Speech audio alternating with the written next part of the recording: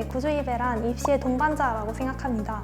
중학교 입학시험과 과학고등학교 도전, 그리고 마지막으로 대입까지 항상 구주이베에서 많은 도움을 받았었기 때문에 입시의 동반자라고 생각했습니다.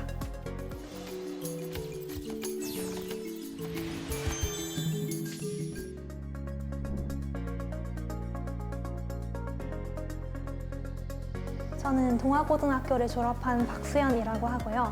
저는 고려대학교 의예과, 서울대 이화여대 아주대 약학과, 국립강릉원주대학교 치의학과, 연세대학교 생명과학과를 지원했고 모두 합격하게 되었습니다.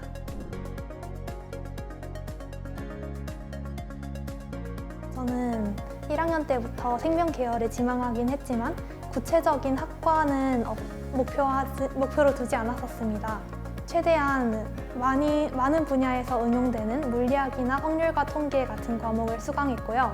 그리고 내신을 최대한 높게 받기 위해서 노력했습니다. 하지만 결국 지원하고자 한 학과에 비해서는 내신이 좀 부족한 상황이었는데 이에 포기하지 않고 최대한 높은 수능 최저를 맞기 위해서 노력하고 생활기록부를 열심히 챙겨서 좋은 결과를 만들어낼 수 있었습니다.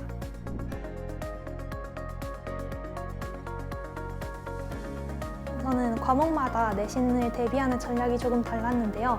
국어 같은 경우 많은 선생님들께서 같은 과목을 가르치시기 때문에 선생님들의 필기를 모두 구해서 숙지를 했고, 또한 선생님들께서 평가 문제집과 자습서를 문제를 출제하실 때 참고하시기 때문에 그 역시 시험범위라고 생각하고 숙지했습니다. 그리고 수학 같은 경우에는 저희 학교 시험 문제에서 최고 난도 문제가 출제되는 경우는 거의 없고 중간 난이도 문제가 많이 출제되었는데요. 이를 대비하기 위해서 학원 숙제에서 문제를 빠르면서도 정확하게 푸는 연습을 많이 했습니다. 또한 서술형 배점이 높았기 때문에 평소에 문제를 풀면서도 이 문제가 서술형이었다면 어떻게 풀이를 적었어야 했을까를 고민하면서 문제를 풀었습니다. 그리고 과학의 경우에는 내신형 문제와 수능형 문제의 차이가 큰 편인데요. 저희 학교 시험에는 두 유형이 모두 골고루 출제되는 만큼 내신형 문제 같은 경우에는 개념을 숙지하고 과거 학교의 기출문제를 스스로 분석해보면서 공부했고, 수능형 문제 같은 경우에는 인터넷 강의를 들으면서 효율적인 풀이를 채워하기 위해 노력했습니다.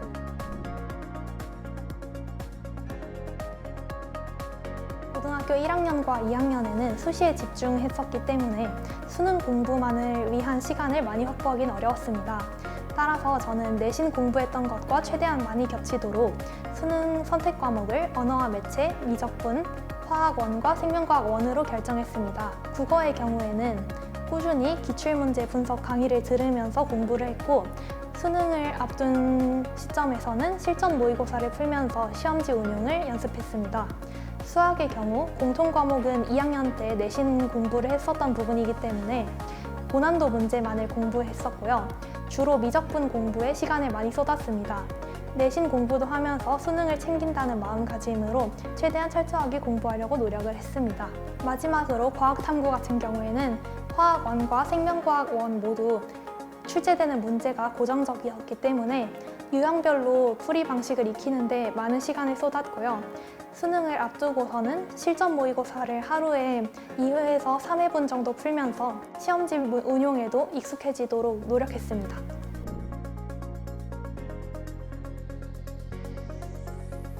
저는 서류 기반 면접을 주로 응시를 했었는데요. 우선 서류 기반 면접이라고 하더라도 학교마다 그 성격이 매우 다른 편입니다.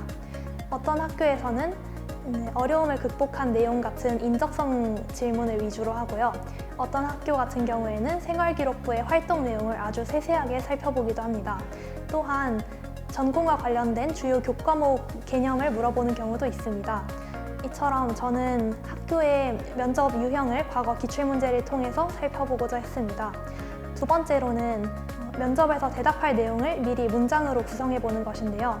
많은 학생들이 면접 대비를 할 때 키워드 중심으로 대비를 하는데 사실 현장에 가면 매우 긴장한 상태이기 때문에 키워드를 떠올리더라도 내용을 일목요연하게 구성하기가 매우 어렵습니다. 저는 그렇기 때문에 모든 문장을 통으로 외우지는 못하더라도 꼭 한 번씩은 문장을 구성해보는 걸 목표로 했습니다. 저는 초등학교 6학년 1학년부터 고등학교 3학년까지 쭉 구주입회를 다녔었는데요. 중학교 때 같은 경우에는 목표가 뚜렷하지 않고 공부에 소홀하기 쉬운 기간인데 구주입회를 다니면서 꾸준히 공부를 하는 습관을 들일 수 있었습니다. 그리고 고등학교에 올라와서는 과목 수도 많아지고 또한 수행평가가 아주 많아서 시험 직전까지도 있는데요. 이때 꾸준한 연습이 필요한 과목은 학원 숙제를 통해서 놓치지 않고 공부를 할 수 있었습니다. 고등학교 기출문제 같은 경우에는 학교 홈페이지에 바로 이전 해의 것만 올려져 있는데요. 학원 교재를 통해서 우리 학교의 예전 기출문제 그리고 주변 학교들의 비슷한 유형의 문제들을 살펴보면서 좀 더 철저하게 공부를 할 수 있었던 것 같습니다. 저는 최종적인 입시 결과를 보면 짐작하기 어렵겠지만 학원에 다니면서 아주 훌륭한 학생은 아니었었는데요.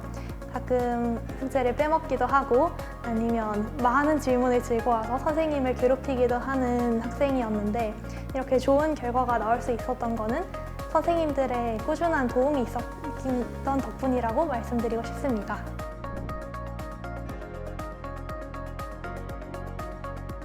저는 슬럼프가 고등학교 생활 동안 총 2번 있었다고 생각하는데요. 첫 번째는 고등학교 2학년 때 수학도 수학 1과 2를 공부하면서 내용이 매우 어려워졌고 과학도 통합과학에서 물리학, 화학, 생명과학으로 3과목으로 늘어나게 되면서 공부할 양이 많아져서 힘들었습니다. 그리고 두 번째는 9월 모의고사 때였던 것 같은데요. 9월 모의고사 때 6월에 비해서 성적이 많이 떨어지게 되면서 슬럼프를 겪었던 것 같습니다. 저는 심적으로도 힘들었지만 주로 문제가 됐던 건 체력적으로 힘에 부쳤던 것 같은데요. 그럴 때는 잠을 자는 시간을 평소보다 조금 늘리고 중요도가 떨어지는 일들은 뒤로 미루면서 최대한은 체력을 회복하고 다시 공부에 전념했습니다.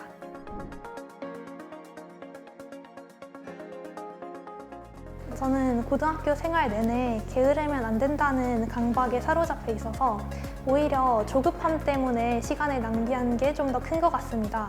간단하게 보이는 일도 오랜 시간이 걸려서 완수하는 모습을 보면서 조금 스스로가 답답하기도 했고 혹은 오히려 그럴 때 조금 더 스스로가 타협했다가 큰 낭패를 보기도 했었는데요.